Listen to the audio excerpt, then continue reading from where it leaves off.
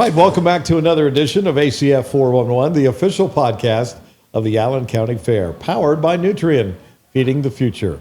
Remember, you can hear us anytime on your free iHeartRadio app. You can just download that and get a lot of stuff on the free iHeartRadio app. Or you can watch us for free anytime on YouTube. So check that out. This is actually our episode number 43. Hard to believe already. And joining me in the podcast parlor, and we call it a parlor instead of a studio because we're actually in the old dairy milking parlor here on the north side of the dairy barn, which is pretty neat. And joining me in the parlor for this episode, we have Matt, Kevin, Jodi. Welcome. Thanks. Nice to see you. You guys are not junior fair members, right? You're superintendents. Yes. Right? Yes. Because I thought you looked pretty old for, aged out a few years ago. Yeah. Just all a right. couple. Yeah. So I want to start, I guess this would be a question for all of you or any of you, whoever wants to take it, but what is a barn superintendent? What's your job? I'll go. Yeah, sure. All right. I know down in the swine barn, we work closely with the office, Kelly and her staff in the office, plus the fair director who is in charge of the swine barn, which ours is Jennifer Mason. And basically, we just work with them and getting everything set up before the fair, make sure everything's in working order. If we have to, we let Troy know in the office, and he gets the maintenance staff on it and that kind of thing. And then all throughout the week, we just keep in contact with Kelly in her office. And as the shows go on, she's giving us paperwork. And if things aren't right, she's calling us and say, you need to find this kid and do this kind of thing. And So if you're a superintendent of a barn and say in your case it's swine, I think we also have sheep and chickens represented here on this panel, right? Yeah. So basically, you're sort of making sure that all of those exhibitors are where they're supposed to be when they're supposed to be, and keeping the barn up and all those things. Is that? Yes. And you're all volunteers, right? You're way overpaid. And Correct. Yeah. I knew that would get the laugh there. Yeah. When we have shows, we get all the kids in line for the shows and do show orders. And in the poultry barn, we have to set up all the cages because everything's tore down every year. So we set up, and we were up 80 standard projects this year, and up 30 meat birds. So we had nearly 250 meat bird projects, which is 2 per pen. And I'm not sure on the correct number. We had 277 projects go through, or 4-Hers go through for livestock interviews total. So times how many ever projects they take, which, for example, my daughter has 9 projects. So each child could have up to, I believe, 14. So you sort of led me into one of the places I was going to go with you, especially Jodi, is you got chickens everywhere. I mean, there's chickens outside. You guys have a tent up with pens and stuff outside. Yeah. It's really grown over the last couple of years, the Yes. poultry exhibits. So how was that to manage? It was interesting this year. We had to make several adjustments with the cages. We had to borrow cages. Thankfully, we worked closely with other counties, and Auglaize County was able to let us borrow some cages. We found out you can't order poultry cages the last minute. Probably no. When we got our numbers and realized that we would need cages, that's 6 months out, so that didn't work. But Auglaize County let us borrow cages, and it worked out great. So it's got to be pretty exciting for you in the poultry area. It is. To see such an increase and a big interest in poultry. It is, definitely. It's nice to see our younger kids coming in and trying some new projects, and really just seeing the barn grow from when my kids started. My kids were the only 2 breeding turkeys, and I think we had 8 or 9 this year. And so I assume that probably also then it stretches out the amount of time you need for judging and... Yeah, we had a long day. Poultry comes in on Fridays like the other animals, and then all day Saturday is meat show, and then following is showmanship. And we were in the show arena for 13 and a half hours. Wow, that's a long time. And then yesterday was the standard breed show, and that ran 8 a.m. to almost 2. So you said you had 200 and how many projects in there? We had 277 4-Hers come through for livestock interviews. So will all of those 270, will they all be in the sale at the end of the week? No, only if you take a market project, the Okay. market chickens, those will be in the sale on Thursday. All market even market turkeys go home, And then all goose, standard egg, standard hen, cockerel, and so on, those all go back home with the 4-Hers to raise and bring back the following year. All right. So Kevin, Yes. you're the sheep guy, right? Yes, sir. All right. So are your numbers up as well, or? We're about the same as we was last year. We're about 99, 98 market lambs. We still have to go, our breeding's up this year. I'm not quite sure the number on the breeding. So what's the biggest challenge in the sheep barn? Just keeping everybody in line and getting the sale order going correctly, and just making sure everybody gets to the right show. All right, so I'm a horse guy. I'm not a sheep guy. So this is probably a stupid question, but I'm going to ask it because there'll be people watching the podcast thinking this. So sheep, lamb, goats. Sheep and lambs are the same. All right, and goats are different. Yes. See, I didn't know if they were all interchangeable or like. Right? So you don't have anything to do with all those goats running around? Not really, but with being the barn superintendent, we all work together because we're all in the same barn. And you have to work together to coordinate with Kelly in the front office and everything, just to make sure all the shows go well, all the pens are set up. So, I mean, we tried goats on our horse farm, and then the goats kept getting out. So that's why I asked, because I thought I could see a goat just like all of a sudden walking down the midway going, hey. It happens. That's got to be fun. Yeah. Goats aren't too bad. They usually just turn around and go back. Lambs will spook a little bit and want to run. How about in the swine? So I pick on Troy a lot because he was a big guy, and I call him Swine Boy. I don't know if you want to use that, you can use it. It always gets his attention. But how are your numbers? Up, down, about steady, or? It has fallen off some in the last few years, but this year we're up a few. We're like 175. It's a lot. So, but it used to be in the 300s. So, and over the years it has just slowly fallen. You think for the larger animals like swine, cattle, it's the cost? Exactly. It is an expensive thing. I think that's one reason why chickens are up so much, is because you might have a chance to make some money off of your chickens.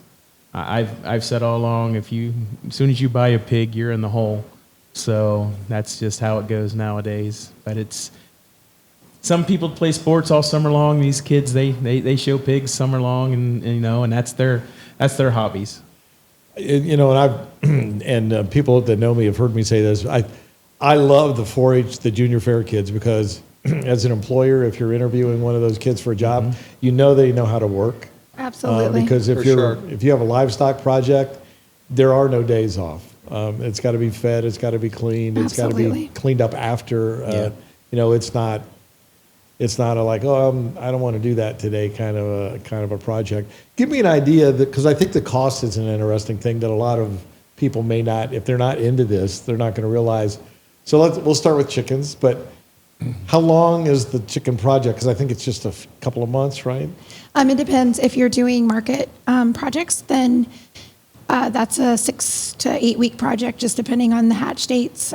Typically finish out close to 8 weeks. Our hatch dates this year, with the way the fair was scheduled, were the first week in July. So they'll pick up those chicks at that point, and then they'll raise them out until fair. A lot of the kids butcher them this week, then on their own, or some butcher at home. So that project is short. And then standard projects, those are year-round. For example, my daughter brought her turkey hen that she has shown here the past 10 years. She's 10 years old. So she comes back. So how much financially, how much would they have in a poultry project? I know it's going to be a varied field, but. Yeah, depending on your coop setup.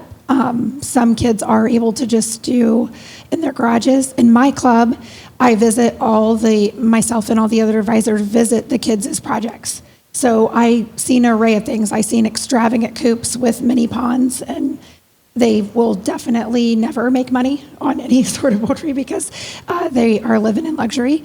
And then I have, really just a matter of simplicity. And they have a brooder in their garage, and that's where they raise them and take them in and out to get outside, for the market project. Typically, if they're raising standard projects, they have expenses in coops and, living spaces for those poultry, depending on your size. Turkeys, for example, you'll have a larger living space, obviously. So it just depends on what size coop and where you're housing them. Feed is, just like every other animal, probably you have expense in feed. So meat bird project, I would say I think our poults ran us close to $3, or our chicks ran us close to $3 a piece. Meat turkeys, I think the poults ran close to $4 something a piece. So it just depends on how many of those you get.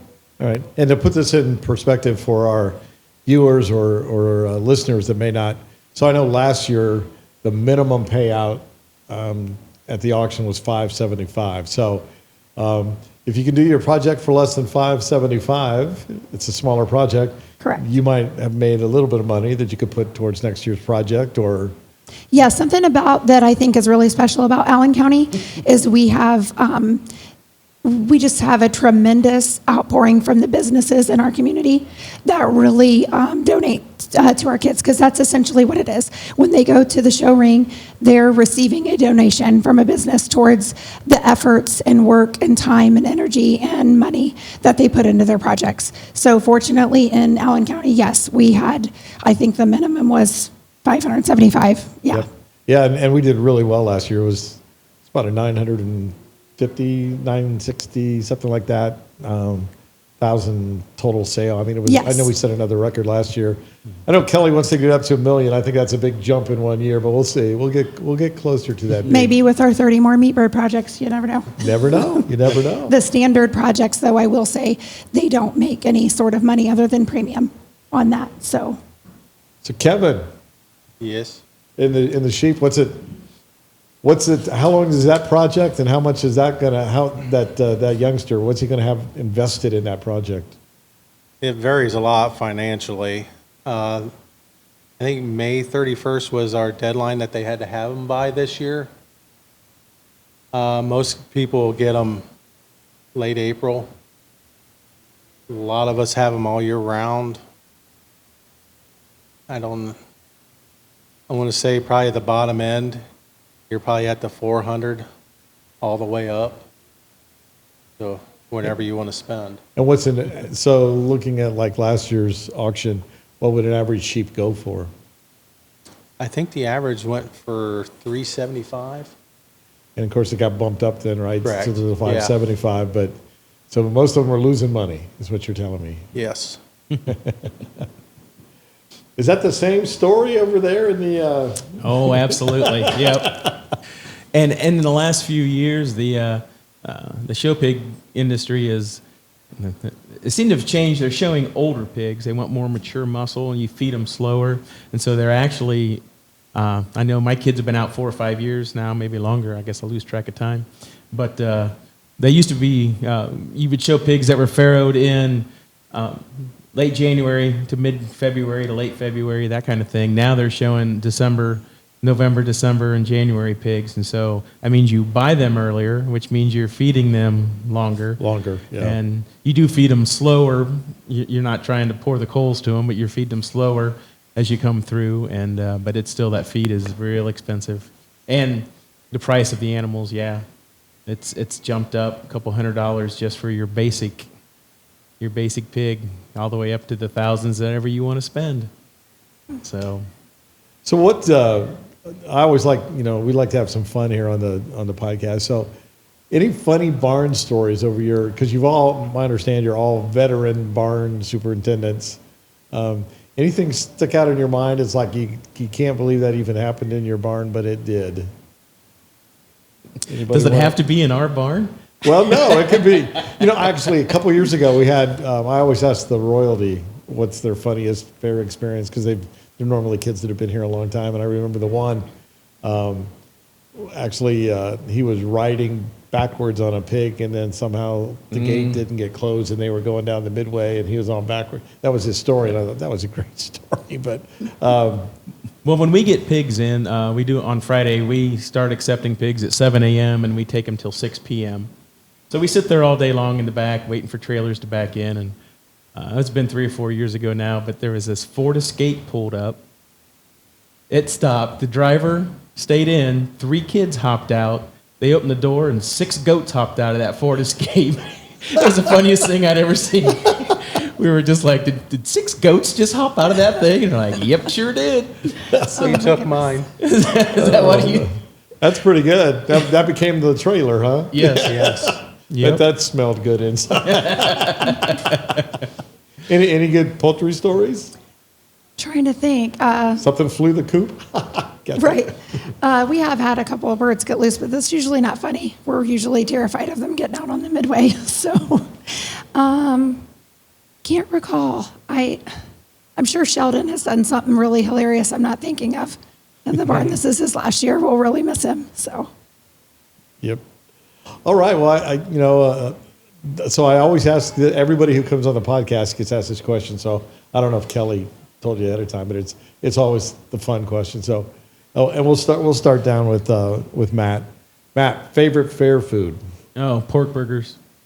All right. The Allen County pork producers. Yep. Yep. Great breakfast sandwich too down there. Yes. Yes. Kevin, The bratwurst. where at? Which stand? It's over there at Silver Stand. I was going to say the silver trailer. Yeah, yeah. Oh, absolutely. That's number 2 for me. Yeah. Yeah. We can go over there right now if you want. All right. And Jodi, favorite fair food? I would say ours is the Moo Cow ice cream right around the corner. Oh yeah. Yeah. Good place. She's got really good ice cream. Absolutely. Folks, thanks for joining us. Thanks for volunteering as superintendents, because it really is a thankless job that it lasts more than 9 days. I really does. I always tease Troy that, he only works, I tell him he works 10 days a year. I give him 1 day for cleanup, but and he argues that point. But thanks again for coming into the parlor and being on our podcast today. Thank you for Thank having you. us. Thanks for having us. We want to thank our engineer, Alex Wolf from iHeartRadio, and our video producer, Ann Decker. Until next time, we'll see you at the fair.